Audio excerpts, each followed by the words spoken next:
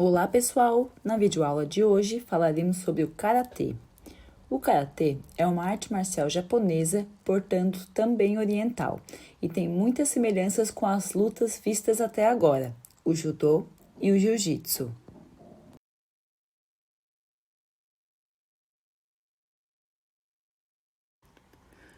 Quando se trata de estudar as origens das artes marciais, é importante constatar de pronto que é impossível estabelecer ou identificar qual o momento exato em que surgiram.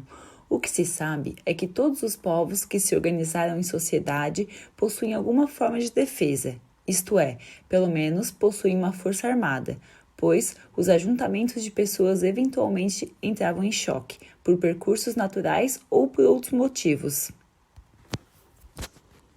Já sabemos que a origem do Karatê deve ser creditada a variações das artes marciais vindas do berço das artes, a Índia.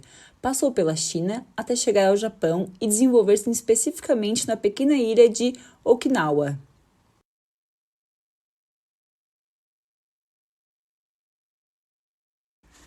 O arquipélago de Okinawa localiza-se quase que exatamente ao meio do caminho entre o Japão e China, no Mar da China Oriental. Por causa de sua posição geográfica, a região sempre despertou a cobiça dos dois países, os quais não pouparam esforços para estenderem suas influências culturais e econômicas, tornando a existência de um governo local submetida à conjunção de interesses e políticas externas. A influência chinesa era considerável e alguns praticantes de artes marciais oriundos daquele país chegaram a Okinawa. Durante a dinastia Shō, do imperador Shōwashi, foi lançado um decreto que proibia a propriedade privada de armas, e ainda é estudado como esse povo conseguia viver em harmonia sem a utilização de armas. Porém, isso não era sinônimo de fraqueza ou fragilidade.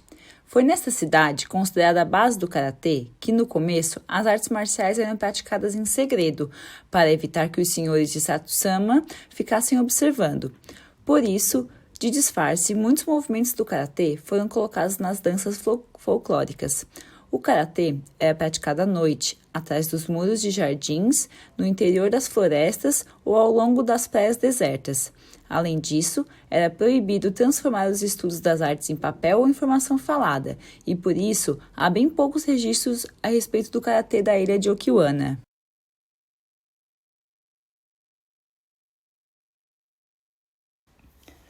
A transformação do karatê antigo ao karatê moderno deve-se ao grande mestre Jikin Funakoshi, nascido em Shuri, a capital de Okinawa, no ano de 1868. Funakoshi atualizou a arte da luta da ilha. Diferentemente de Jigoro Kano, o mestre do judô, a infância deste mestre foi repleta de intelectualidade, pois o seu avô era tutor da família real. Com as suas brilhantes demonstrações, conseguiu levar a arte do karatê para além das barreiras sociais da ilha, e assim divulgando para o mundo através de seus alunos. Um marco de grande importância foi a demonstração realizada numa exposição de educação física promovida pelo governo japonês em Tóquio. Mestre Jikin Funakoshi foi escolhido como representante da ilha para fazer a primeira demonstração pública da arte. Neste momento em diante, o karatê começou a se espalhar para o mundo.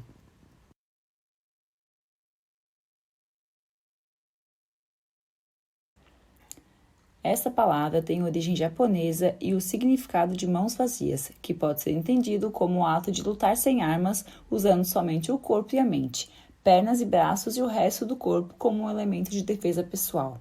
As crenças antigas do karatê acreditam que, além da luta, o significado pode ser levado para a vida, onde você não precisa viver e vencer os problemas diários visando a riqueza material. Assim, mãos vazias significaria que você é tudo o que você precisa para viver.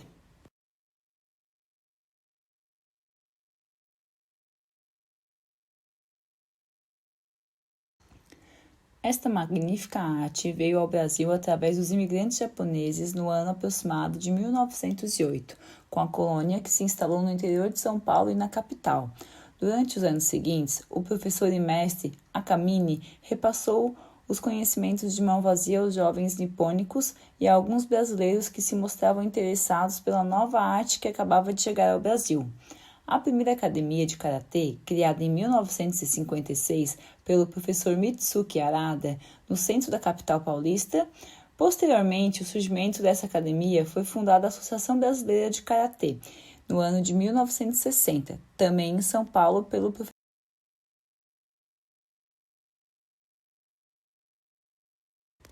Recentemente, o karatê foi adicionado ao grupo de esportes considerados olímpicos.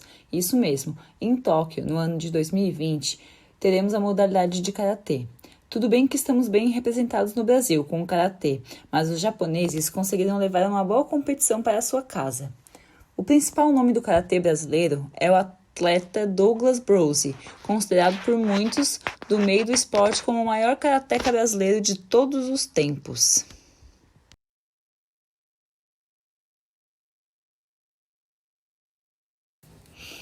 A modernização e a sistematização do karatê no Japão também incluiu a adoção do uniforme branco e de faixas coloridas indicadoras do estágio avançado pelo aluno, ambos criados e popularizados por Jigoro Kano, fundador do judô. As graduações no karatê também são realizadas através de faixas, assim como no judô e no jiu-jitsu.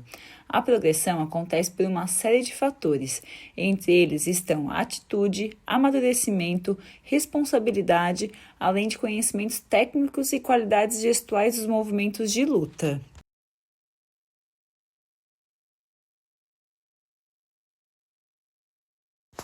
O repertório técnico da arte marcial abrange principalmente golpes contundentes nos pontos vitais, como pontapés, socos, joelhadas, bufetadas, executadas com as mãos desarmadas.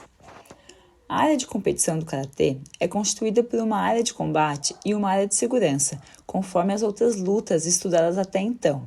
No karatê, existem duas marcações para posicionar os lutadores no início, final ou a cada pontuação realizada. Para o controle da luta, existem arbitrador, árbitro e, por fim, os juízes que estão na área de segurança. Os equipamentos utilizados no karatê podem variar de acordo com a competição, porém, o padrão é um karatê-gi branco sem marcas, riscas ou canelados, sendo que um dos lutadores deverá usar um cinto vermelho e um lutador deverá usar um cinto azul. Por questões de segurança, o uso de protetor bucal é obrigatório e cabe lembrar que em grande parte das competições é usado protetor de pé e luvas de proteção, diminuindo danos causados com os golpes. Quanto à duração das lutas, para sêniores do sexo masculino, o combate terá uma duração de 3 minutos e para sêniores do sexo feminino, assim como juniores e cadetes de ambos os sexos, o combate tem duração de 2 minutos. Quanto à pontuação do karatê, eles são distribuídas em ippon, que valem 3 pontos, o azaari, que vale 2 pontos, e o yuko, que vale 1 ponto. Porém, para a marcação ser considerada válida, ela deve atender os seguintes critérios: boa forma, atitude esportiva, aplicação vigorosa, alerta, tempo apropriado e distância correta.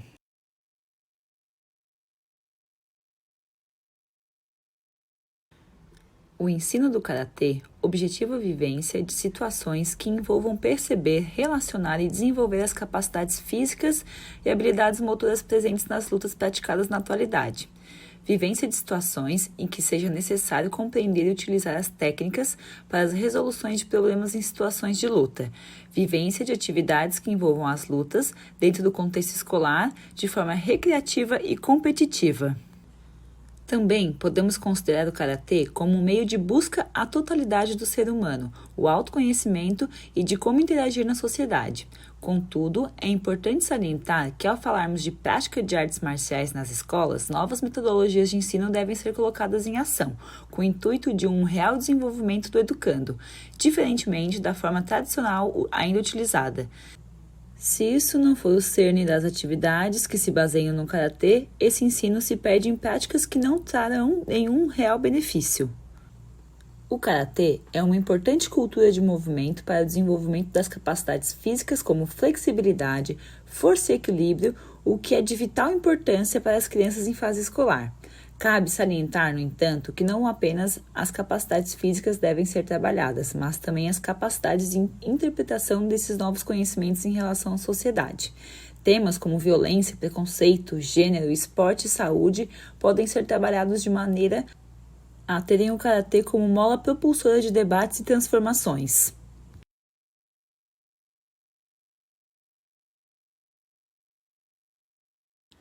Existem alguns filmes e séries que falam sobre o karatê. Trouxemos aqui 3 indicações. Escolha uma delas, assista com seus familiares e depois nos conte o que achou. Espero que tenham gostado da videoaula de hoje e até a próxima!